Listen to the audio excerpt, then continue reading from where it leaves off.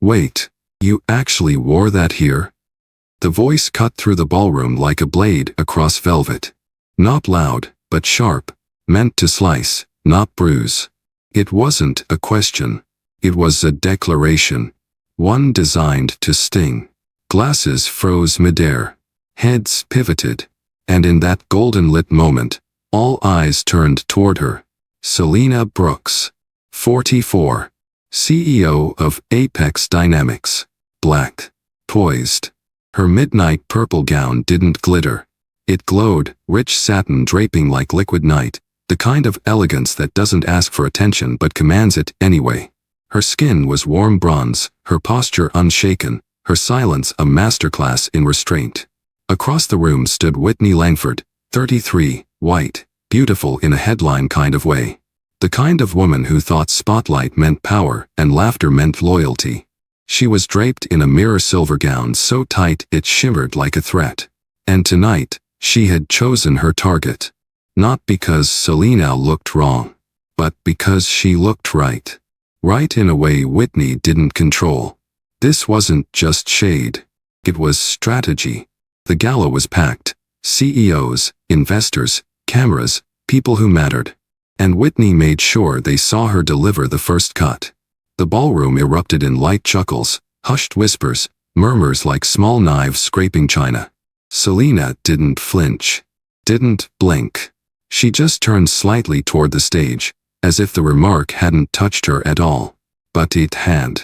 And the room would remember what followed. Because this is no ordinary scene. This is a black story, one of restraint, silence, and power that doesn't shout to be heard. It's about what happens when the woman you try to humiliate is the one who controls the deal that keeps your empire standing. And if stories like this, stories that shift the air and expose what arrogance never sees, matter to you, then stay right here. Tap like, subscribe, or just listen in. Because this story, it's not about revenge. It's about reckoning. And the first move has already been made. Whitney Langford made her entrance like she owned the floor beneath her heels. The room didn't just notice her, it reacted to her, as if someone had dimmed the lights and then turned them back up with a spotlight locked on silver. Her gown was sequined chrome, hugging her frame like a second skin, every shimmer choreographed with the camera flashes that followed. She didn't smile for the press. She let the press smile for her. Whitney was 33 and already on the cover of Fortune twice. The kind of entrepreneur who didn't build tech, but built noise. She wasn't known for changing the world. She was known for trending in it. Hyperlink, her social app, had captured the attention of Gen Z, investors, and Silicon Valley egos alike. Not because it solved problems, but because it amplified people who looked like they already had none. She was here tonight not just as a guest but as a featured name. The host, a billionaire turned venture philanthropist, had announced her arrival on stage minutes earlier with fanfare. The future of media herself, he had said, raising his champagne. The woman making digital history daily. Whitney had responded with a perfect wave, a wink to the crowd, and just enough delay to ensure all the cameras were ready. She moved through the ballroom like a curated Instagram reel. Every gesture rehearsed. Every interaction performative. People leaned in when she passed. Her name came in whispers like currency. And then she saw Selena. Seated. Still. Alone. Whitney paused, narrowed her eyes for a moment, and her lips curled, not quite a smile. More of a smirk dressed in lip gloss. In her world, there were only two types of women at events like this. Those who were decoration, and those who were competition. She hadn't decided which one Selena was yet. But either way, she'd make sure the room saw her first. She turned, looping her arm through the hosts as if they were old friends. Loud enough for nearby tables, she said, "Great turnout. Though I didn't realize we opened the guest list up that wide." The host chuckled, awkwardly. A few others did too. And just like that, the tone for the night was set. But not by power. By assumption. And assumptions have a way of collapsing under truth. Selena Brooks had learned early that rooms like this would never welcome her easily. So, she stopped asking. She didn't show up to be accepted. She showed up because she belonged. Born and raised on the south side of Chicago, Selena's journey was not built on visibility but on results. At 23, she was tutoring calculus in the back of a public library. By 30, she'd turned her first energy startup into a profitable acquisition. And by 40, she was the CEO of Apex Dynamics, a clean tech powerhouse with international contracts and a growing presence on every continent. Her name was known in circles that valued strategy over showmanship, and that was exactly how she liked it. Tonight, she came without an entourage. No publicist, no stylist in tow. Just a single assistant who waited discreetly outside the ballroom. Her dress was not borrowed. Her seat wasn't granted out of charity. She had arrived as a principal figure in the ongoing merger between Hyperlink and Apex, a $4.8 billion deal that would have redefined the digital energy market. Only a few people in the room even realized that.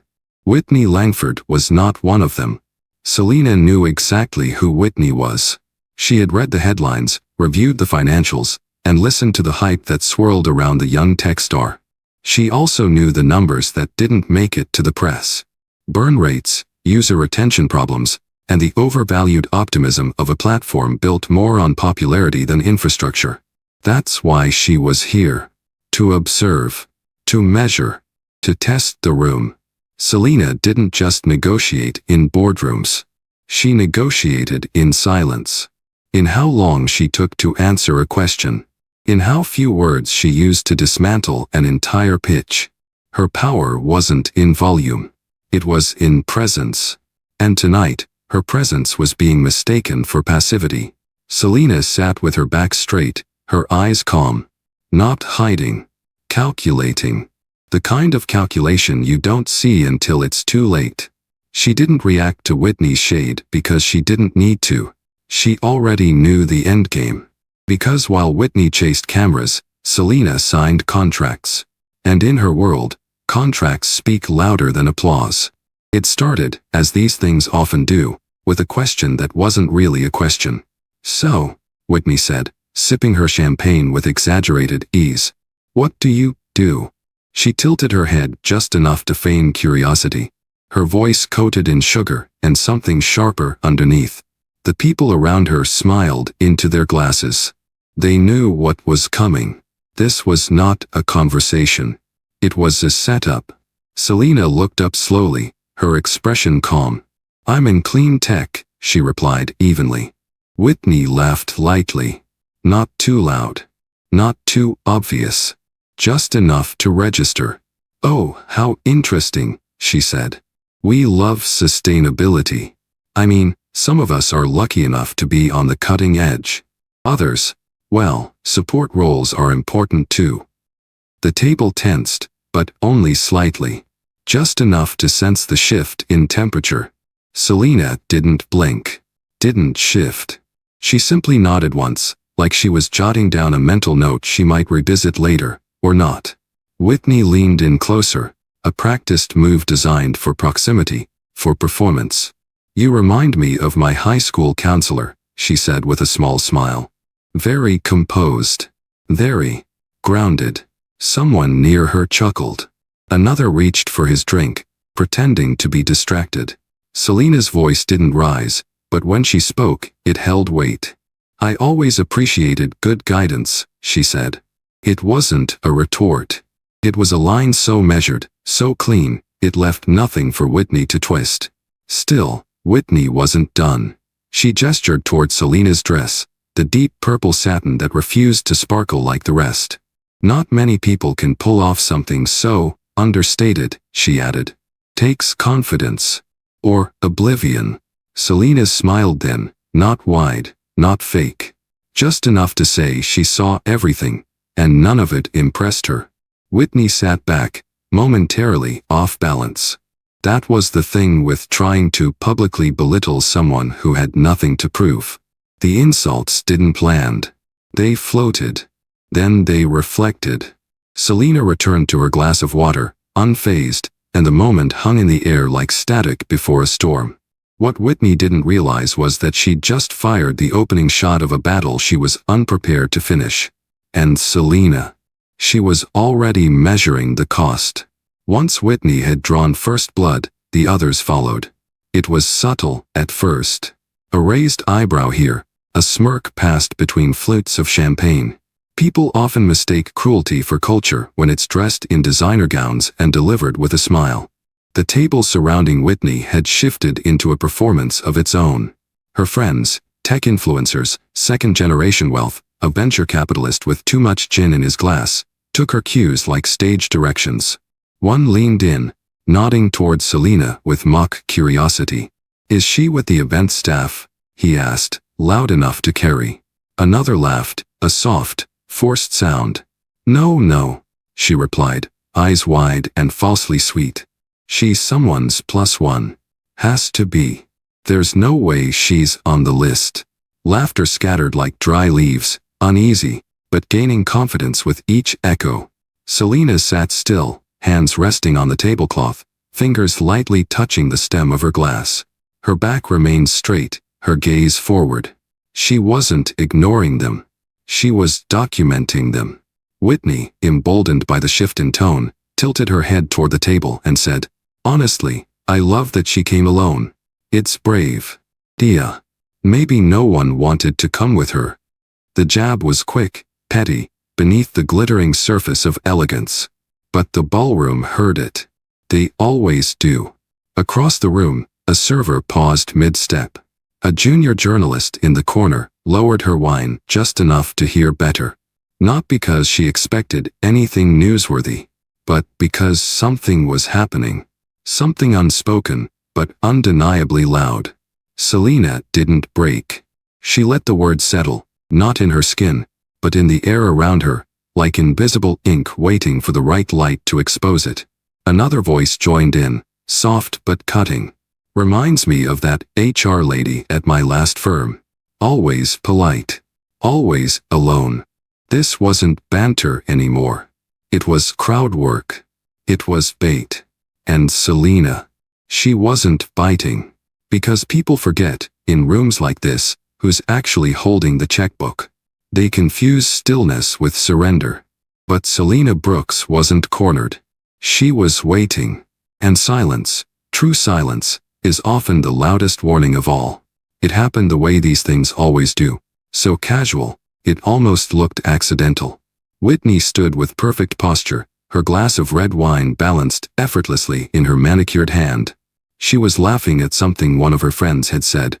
Laughter that carried just a little too far, that echoed a little too long.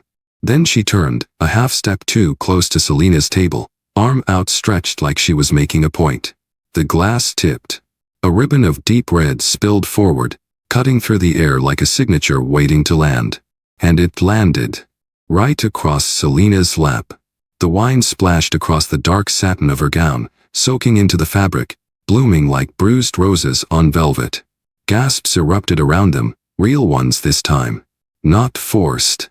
Not rehearsed. The sound of shock without the filter of etiquette. Whitney froze for a heartbeat. Then, with a hand to her chest and an expression sculpted in mock surprise, she said, "Oh my gosh. I am so clumsy sometimes." She let out a little laugh. Not an apology. A dismissal. "I hope that's not one of those dry clean only pieces." Someone near her chuckled, uncertain whether to laugh or recoil. Selena didn't move. She didn't reach for a napkin. She didn't glance at the stain. She simply looked up. Her eyes locked on Whitney's with such unwavering calm that the space between them felt heavier than before. It wasn't rage. It wasn't wounded pride. It was awareness. Every camera in the room, every eye that had been amused a moment ago, began to reassess. A low murmur spread like smoke. People were no longer smiling. They were watching. Selena reached slowly for her napkin. She didn't dab or wipe. She placed it gently across the stain, like someone marking evidence at a crime scene. Because that's what it was now. Not a joke. Not a slip. An escalation. And Whitney Langford, for all her flash and fame, had just crossed a line. Not one drawn in glitter or gossip. A real line. The kind that comes with consequences. The kind you can't charm your way out of. Selena Brooks didn't rise. Not yet. She sat still, one hand resting lightly on the napkin that now covered the wine-stained fabric. The other reached slowly for her clutch, a simple letterpiece in deep charcoal, tucked neatly by her side. The room, once loud with chatter and clinking glasses, had grown quiet. Not silent. Just expectant. People leaned without leaning. Phones hovered, half raised. A few guests whispered behind their hands, unsure of whether they were watching drama or disaster. Whitney Langford stood frozen, her performance smile starting to crack at the corners. The wine glass still dangled from her fingers, its stem now empty, useless. Selena opened her clutch. Her movements were calm, deliberate. She took out her phone. One swipe. One tap. Then she lifted it to her ear. "Initiate Protocol 9, she said, her voice soft but so clear that nearby tables heard every word. There was no tremble. No anger. No apology. Just a statement. Like flipping a switch. Across the room, a man in a black suit, an Apex executive, though few recognized him, checked his own phone and stood. At the same time, the head of legal for Apex Dynamics, seated near the back, rose from her chair and nodded once toward Selena. The dominoes had started to fall. Whitney blinked, confused. "What was that?" she asked, voice trying to sound amused but landing somewhere between anxious and off-key. Selena didn't answer.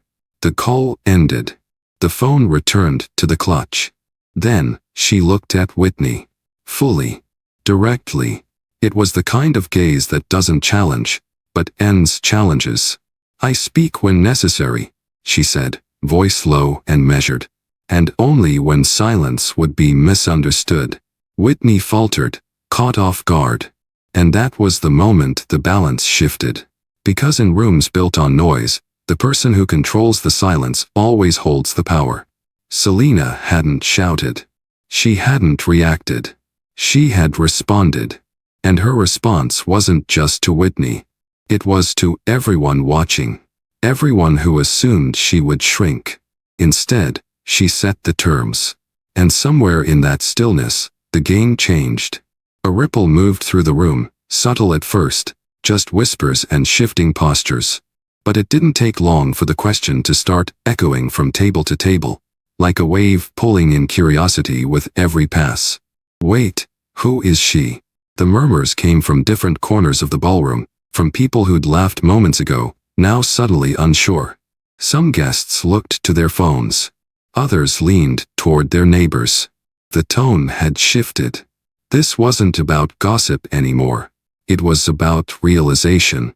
One man near the center adjusted his tie and whispered to his wife, "I think that's Selena Brooks." His wife frowned, confused. "From where?" "Apex Dynamics," he replied. "She's the CEO." A pause. Then a soft gasp. "I thought she was the investor." "She is. And more." In the back of the room, a junior executive from a venture firm nearly dropped his drink. He recognized her. He'd sat in on a call 6 months earlier where Apex Dynamics had been described as the dark horse of clean tech, quiet, powerful, and sitting on patents that could disrupt the energy sector for a generation. And now, here she was, sitting in the center of a storm, calm as ever, letting the facts catch up. Whitney, still standing, caught fragments of the shifting tone. Her smile wavered. She turned toward one of her board members, looking for assurance. He wouldn't meet her eyes. From across the room, a woman in a navy pantsuit leaned in and said softly, "You do realize she's the reason this merger was on the table, right?" Another nodded. Hyperlink needs Apex more than the other way around. The energy in the ballroom dropped 2 degrees. Suddenly, people remembered things, news articles, stock projections, interview clips they'd half-watched. Selena Brooks. Quiet. Precise. A strategist who rarely gave interviews but always delivered returns. The cameras didn't chase her because she didn't need them to. She built companies, not headlines. And now, the woman they'd laughed at for being too quiet, too reserved, too different? She was the one holding the contract that everyone in that room had bet on. Selena hadn't changed. But the room had. Because power looks different when it's no longer hidden. And now, they all saw it. It started with a text. Then, another. Then, 20 more. Phones buzzed like a silent alarm, lighting up across the ballroom, from board members to investors, analysts to advisors. What had begun as background noise, one woman making a quiet phone call, was now rippling through financial systems with speed no one could contain. Selena Brooks hadn't needed to raise her voice. She had triggered a chain reaction. The Apex legal team had already begun the shutdown procedures. A high-priority message hit the inboxes of key banks involved in the pending merger. Within minutes, wire transfers were frozen. Escrow accounts were flagged for review. One of the financial advisors seated near the stage turned pale as he read his screen, then immediately leaned in to whisper to his client. Selena's team is pulling out. Everything's on hold. Everything? The client asked. Everything. On Wall Street, it would be morning soon. And when it was, the headlines would not be about glamour or galas. They would be about collapse. Because Hyperlink, Whitney Langford's prized company, was not built to stand alone. It had been burning through capital for months. Apex Dynamics was the stabilizer, the anchor, the future-proofing plan. And now it was gone. One senior investor, still seated near the back, stared at his phone, lips parted in disbelief. He had just watched his most promising portfolio investment implode in real time. The irony was brutal. No raised voices. No boardroom blowout. Just one phone call from a woman in a stained dress who refused to be mocked into silence. And now, the financial foundations were cracking. Guests started leaving their tables, not in panic, but in purpose. Stepping outside to make calls. Quietly notifying legal teams. Reassessing positions. Whitney stood frozen. She hadn't fully processed it yet, but the signals were undeniable. The contract was dissolving. The funding was vanishing. And the control she thought she had never actually existed. Selena remained seated. No gloating. No grandstanding. Just the quiet certainty of someone who had seen this coming the moment she was underestimated. The ballroom, so full of laughter and arrogance only minutes ago, had become a study in stillness. Because nothing moves faster than fear. And nothing destroys faster than truth. Whitney Langford stood still, but everything around her was moving. Conversations shifted. Chairs scraped against marble. Investors whispered into phones, eyes scanning the room as if trying to rewrite what they'd just witnessed. She held the empty wine glass in her hand like it was the last solid thing she could cling to. Someone approached her from behind. One of her board members, a man she'd known for 5 years, a frequent guest in her curated inner circle. He leaned in. His voice was low, almost hesitant. Is it true? Whitney blinked. What? Apex pulled out. The deal's off. I just got the alert from legal. Her face paled. No, that's not. She started, but the words stopped short. Another voice cut in. She said it in front of the room, Whitney. And Apex confirmed it. It's done. Panic started to rise, tight in her chest. She searched the crowd for a familiar face, someone, anyone, to tell her this wasn't real. But the smiles had faded. The support was gone. Her circle had begun to shrink the moment Selena said, "Initiate Protocol 9." Whitney turned back toward the table where Selena still sat, calm as stone, the napkin still resting over her lap like a sealed file. I didn't mean it, Whitney said, louder than she intended. Her voice cracked. It was a joke. Selena looked at her, not with contempt, not with pity, just with precision. The kind that makes someone question everything they thought they controlled. A nearby guest whispered, she just watched her empire evaporate. Whitney heard it. And it hurt. Not because it wasn't true, but because it was being said out loud. For so long, she had lived in curated praise, applause that followed her wherever she walked. She thought she'd earned it. Maybe she had. But tonight, in this room, none of it mattered. Because she'd mocked the wrong woman. Not a stranger. Not a mistake. But the architect of her future. And now, with every breath, Whitney felt that future slipping through her fingers like smoke dressed in sequins. And for the first time in years, she had nothing to say. The shift wasn't loud. It didn't need to be. It started with a silence, sharp, intentional, and then a murmur that moved like a breeze through crystal. Chairs turned. Eyes followed. And just like that, the center of the ballroom had changed. It was no longer Whitney Langford. It was Selena Brooks. People who had chuckled minutes ago now straightened in their seats. Some cleared their throats, some looked away, and others, those with sharper instincts, began to lean in, recalibrating. At one table, a hedge fund partner raised his glass slightly, not to Whitney, but toward Selena. A quiet gesture. One of acknowledgement. Of apology, perhaps. A woman in a green satin dress, who had earlier whispered about staff, now crossed the room with a napkin in hand. "May I?" she asked gently, offering to help blot the wine stain. Selena looked up. For the first time that evening, she nodded. Across the room, the event host, who had once wrapped an arm around Whitney for a photo op, now stepped forward with careful steps. His smile was smaller now, more reserved. Measured. "Miss Brooks," he said, clearing his throat. "Would you consider saying a few words? I think this room could use your voice right now." Selena didn't rise immediately. She looked around, scanning the very faces that had laughed, doubted, and judged. Then she stood. Not rushed. Not theatrical. Just certain. Her presence filled the space before her words ever did. Someone near the stage whispered, "This is what power looks like." Another, more audibly, added, "This is what leadership feels like." Phones were already recording again, but this time, it wasn't spectacle they were chasing. It was respect. Whitney watched from the side, no longer the headliner, no longer in control. Her voice had filled the room earlier. Now, it was her silence that echoed back. Selena stepped forward, hands at her sides, spine tall. The crowd didn't erupt. They listened.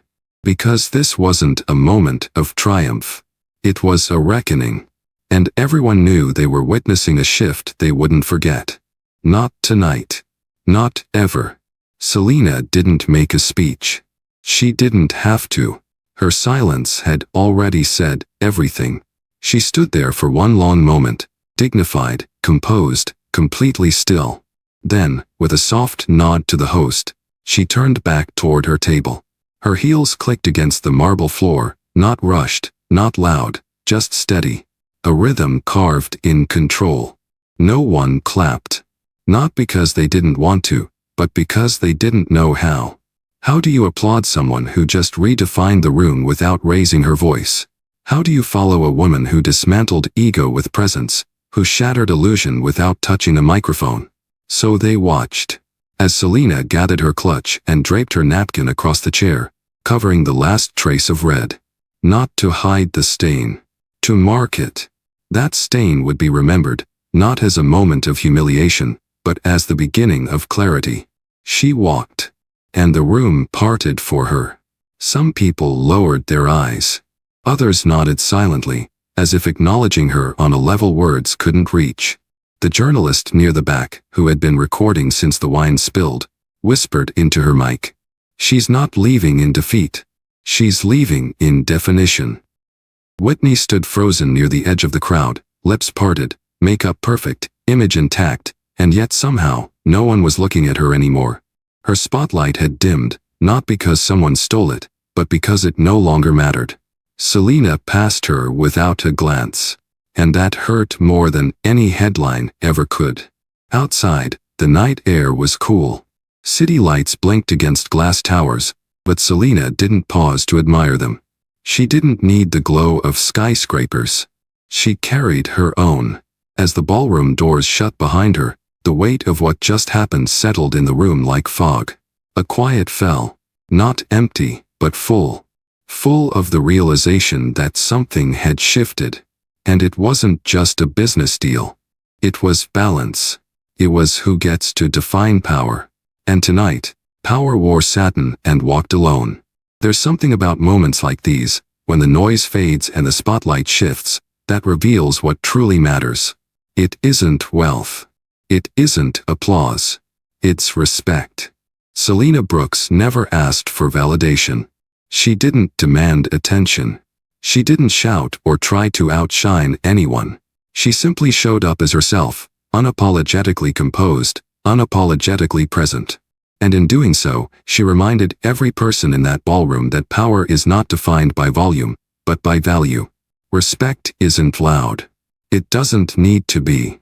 It doesn't wear sequins to be seen. It doesn't step on others to feel tall. Respect is the quiet confidence to walk into a room that wasn't built for you, and hold it. And the truth is, respect cannot be bought. Not with stock. Not with followers. Not with status. It's earned. Selena's silence didn't make her invisible. It made her undeniable. And tonight, she didn't just walk away with her dignity intact. She walked away with control. This story is more than a moment at a gala. It's a reminder to speak with your presence, to lead with character, and to know when silence is the strongest message you can send. Because the rooms that laugh today may stand still tomorrow. And when they do, let your name carry the weight of your values. If this story moved you, if you believe that respect is not optional, that power can be quiet, and that every Black story deserves to be seen and heard, then take a moment. Drop a comment. Tell us where you're watching from. Hit like. Subscribe if you want more stories that honor dignity over drama. And remember, true power does not shout. It simply refuses to be ignored.